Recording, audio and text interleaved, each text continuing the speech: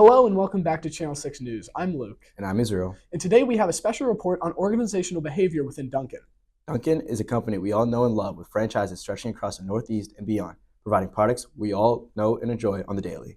Of course, I can't imagine my morning without a Dunkin' coffee and a breakfast sandwich. We were able to gain some special insights into how it deals with its employees on the day-to-day and how it manages its employees by interviewing some subject matter experts and a franchisee to dive deep into Dunkin's approach to management. Dunkin' really is an amazing company. Israel, you specifically research organizational culture at some franchises out in Western Mass. Tell us more. Thanks, Luke. Let's begin by understanding what organizational culture is and why it's crucial. Organizational culture encompasses the collective values, beliefs, and behaviors that guide how people in a company interact and work toward shared goals. A strong culture ensures alignment between employee actions and the company's mission, fostering collaboration, satisfaction, and long-term success. Research has shown that cultural traits like teamwork, planning for the future, and an emphasis on human practices are key to achieving operational excellence and reducing internal conflicts. That's interesting, Israel. Could you elaborate on why maintaining a strong culture is so important for companies like Dunkin'? Dunkin has embraced these cultural principles to create consistency across its global network. During the pandemic, the company showed how a well-established culture can thrive even in uncertain times. Using tools like Zoom and Microsoft Teams, Dunkin maintained strong connections with its employees and franchisees, ensuring that collaboration and communication remain at the forefront. As Stephanie Lilac, Dunkin's Senior Vice President and Chief Human Resources Officer, noted, our culture has thrived virtually this year because of the great people and great relationships we have there. This focus on teamwork and relationships allowed Dunkin to support its teams and continue operating effectively. Sounds like Dunkin' managed to adapt well during a tough time. How do these cultural efforts translate into daily operations within franchises? Shifting now to how Dunkin's culture is implemented on the ground, I had the opportunity to interview Peter, a Dunkin franchisee. Peter explained that while each store operates independently as part of a franchise model, corporate governance sets the standards through franchise agreements. These agreements include compliance with laws, inspections, and standards for customer service and product offerings. This structure ensures that while franchisees handle day-to-day operations, the corporate framework promotes consistency across the brand. That's really interesting. Did Peter mention any specific challenges or differences between how franchises operate and how corporate wants the culture to be? Peter also emphasized Dunkin's commitment to uniformity. Whether it's the beans for coffee or the donut mix, the ingredients and training tools are standardized across all locations. The goal is for a customer to have the same experience whether they visit a Dunkin in Massachusetts, Italy, or England. Dunkin's efforts to provide consistent training and maintain quality reflect its dedication to a strong organizational culture that benefits both employees and customers alike. It seems like a lot of effort goes into ensuring consistency. How does training help achieve that? Training plays a significant role. Dunkin provides standardized tools and procedures to franchisees to ensure that employees are equipped to follow the same processes. Whether it's making a cup of coffee or preparing a sandwich, this consistency in training reinforces the company's commitment to delivering a uniform experience for customers worldwide. Thanks for breaking that down, Israel. It sounds like Dunkin' has really mastered the balance between corporate structure and franchise autonomy.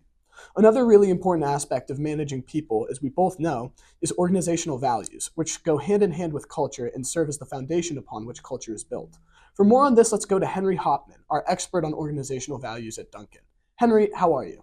Thank you. Look, I'm doing well. My research has been really fruitful as organizational values are a crucial and fundamental part of any company or business. Happy to hear that. Well, let's start with the basics. Henry, in your own words, how would you define organizational values? Yeah, so according to the author Verlinden, they describe organizational values as guiding principles that provide an organization with purpose and direction. But in simpler terms, organizational values are collective standards and beliefs that guide decisions and interactions at a company that align with a specific goal. Organizational values are crucial for the long-term success of a company because when well done, they're more than just a blank mission statement on a website and become the image of an organization that attracts and keeps clients and customers long term because these values are strong and felt through everyone. That's awesome. When researching Dunkin', what did you find to be the core organizational values and how are they upheld? Yeah, so publicly looking at Dunkin' Donuts organizational values, they mostly say that diversity and inclusion across of all Dunkin' brands are a crucial value they are trying to implement. But talking with the Dunkin' franchisor, Peter Martins, the company has stores globally following the same direction of creating values through uniformity in training and hiring. And this instills the values of diversity and inclusion by administering these policies and ensuring that the values are being taught in practice at every single location. To ensure all employees and managers adhere to these values, Dunkin partakes in internal meetings that discuss candidates who are showing the right qualities during the hiring process that align with the company's values. And then for promotions, all come from within the company, which rewards those who are following the policies and values. This also allows for equal opportunities. Anyone is able to move up the ranks of the company as long as they uphold Dunkin's values. So, Henry, where would you say that Dunkin' can improve upon their organizational values and continue to uphold and stay true to their brand identity? Yeah, great question. Though my initial findings regarding my investigation of Dunkin's values were positive, I think Dunkin needs to be more transparent about their ultimate goal as a company and what is their driving force, so the average person is able to understand Dunkin's main message and values every time they're at a Dunkin' location. And this would prevent from the person thinking that the company is just a big giant corporate machine.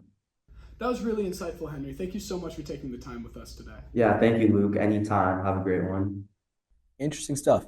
Henry really shared a lot of insights on what organizational values are and what they look like at Dunkin' and how they impact the day to day there. Yeah. Values are vital to people managing, and another essential aspect of management is hierarchy, power, and leadership. For more on that, we go to our exclusive interview with Israel and Evan Heath, our expert on leadership and power. Hi, Israel. How are you? Doing good, Evan. How are you? I'm good. Today I'm going to be talking to you about the relationship of power and influence in leadership specifically. To begin, I would define leadership as a question of power and influence. Power is allowing people the ability to affect the behavior of others, while influence can be explained as one's ability to utilize that power of leadership effectively. Power is how a leader embodies the authority of being a leader, but also involves inspiration and motivation. So, leadership efficiency is shown through results such as employee efficiency, involvement, cohesiveness, and the climate of the corporation built from the leader's impact. That's a great starting point, Evan. How do you think Dunkin' specifically demonstrates these principles of leadership within its organization? So, the Dunkin' brand as a whole works very fluently together. Peter, the Dunkin' franchisee that we interviewed, mentioned that Dunkin' as a corporation has tons of pieces that are necessary to running the company, including an outer department that handles the marketing and branding, while the inner department is more like those positions of president and human resources that handle the employees that are like the baristas and the people who give you donuts every day. It sounds like there's a lot of structure involved. How does this impact the way Dunkin' treats its employees across different franchises? Peter spoke more in depth on how all the Dunkin' locations across the country pride themselves on kind of running the same way in terms of employee satisfaction. He also explained how employee training, it's very consistent and employees are treated well because Dunkin' hopes to promote from within.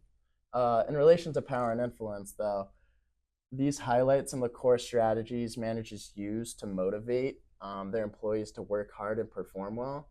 So, by creating a positive working conditions and ensuring employees feel valued, managers utilize a combination of referent and reward power. Thank you. Could you explain a bit more about what referent power looks like in practice at Dunkin'? So, referent power is demonstrated through fostering respect and loyalty by creating that supportive work environment that I was talking about. So, for example, the managers take the time to kind of understand the employees' needs and create a sense of community in the workplace, making it kind of a second home. But reward power, on the other hand, is a clear offering of like a promotion or a growth opportunity for those who perform well. So, this approach not only motivates the employees to work harder, but also to build a strong sense of organizational culture. Thank you for that answer.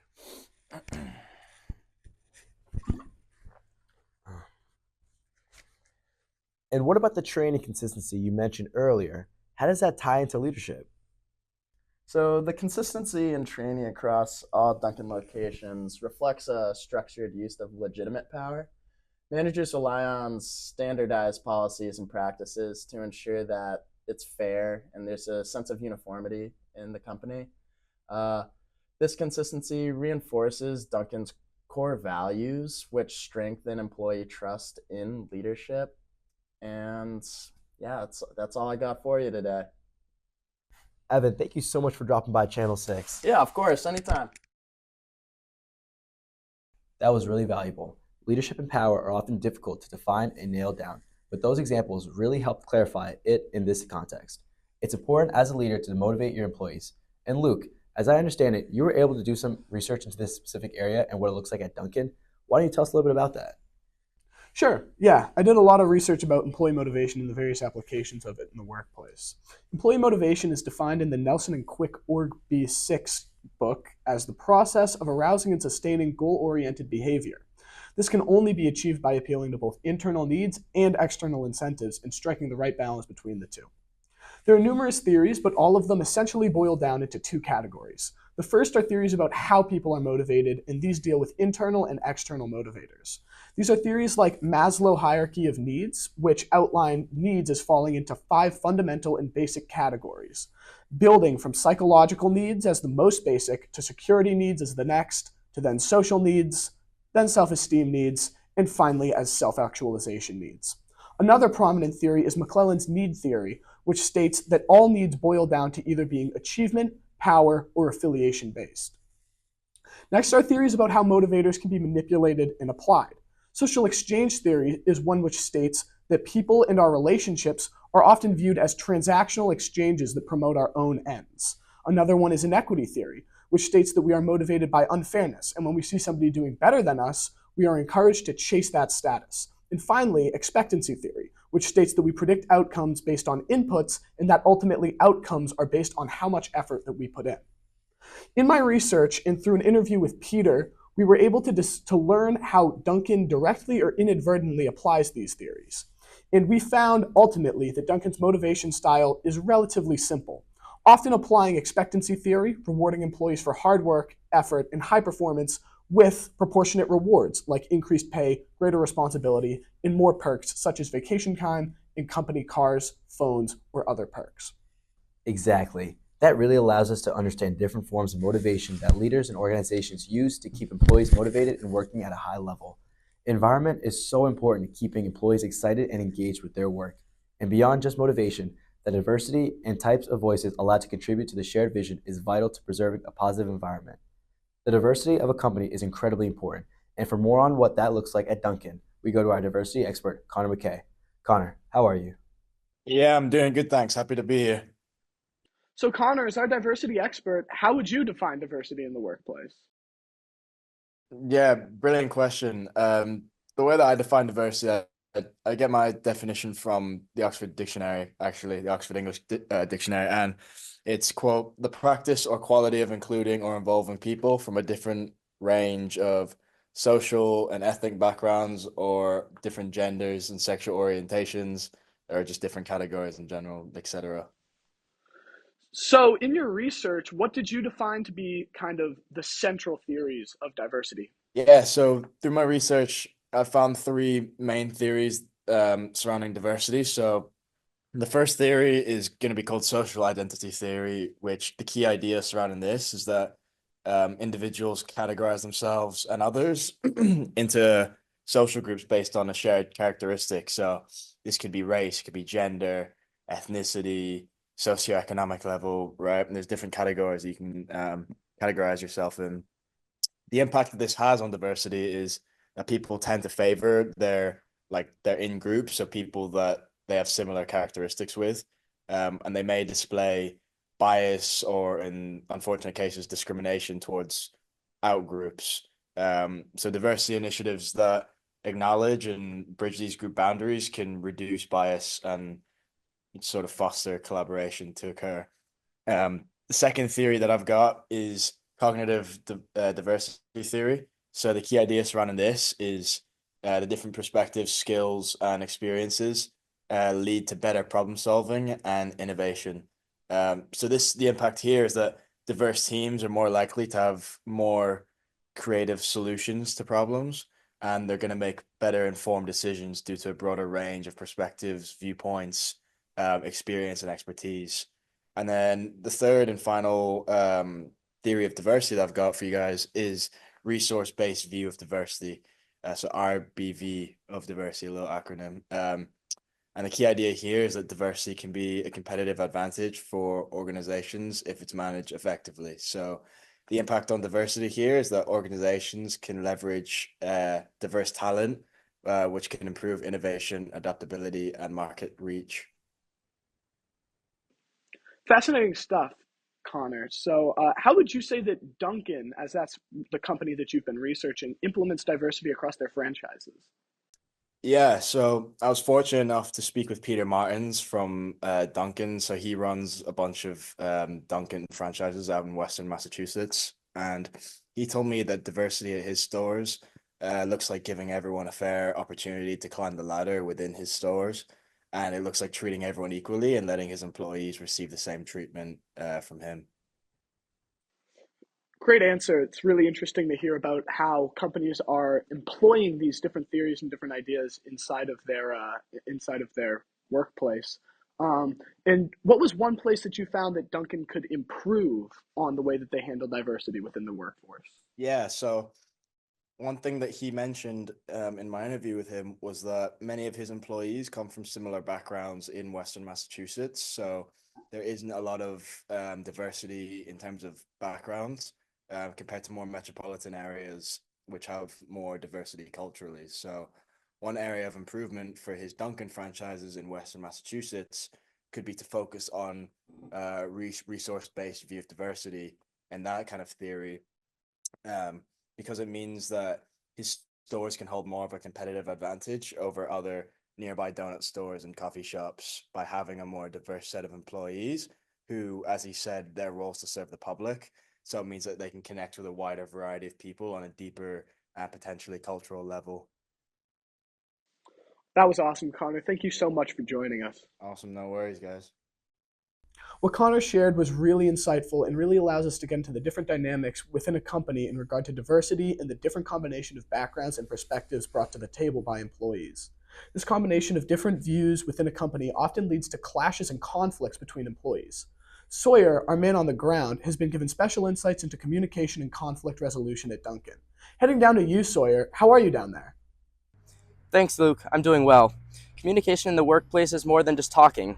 It's active listening, clarity, leadership, encouragement, and of course, feedback. It's essential that relationships are built within a company and communication remains open and transparent. This is exactly what Peter Martins told us when we spoke to him last week.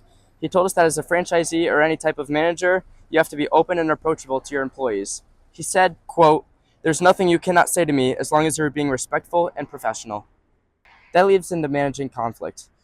There are three different stages of conflict: task, relationship, and personal. The first stage, task, is least damaging and is focused on how work gets done. Relationship is basically the same thing, but is a little more personal. And personal conflict is the most damaging and causes people to dislike each other, and doesn't allow for an easy solution.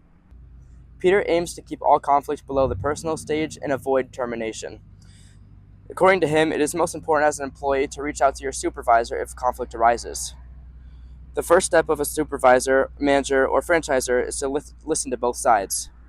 Peter says in order for your statement to be taken seriously, you must be respectful, thoughtful, and knowledgeable when stating the conflict. For these supervisors, there are three skills that determine their strength as a supervisor, including being expressive speakers, empathetic listeners, persuasive leaders, sensitive people, and informative managers.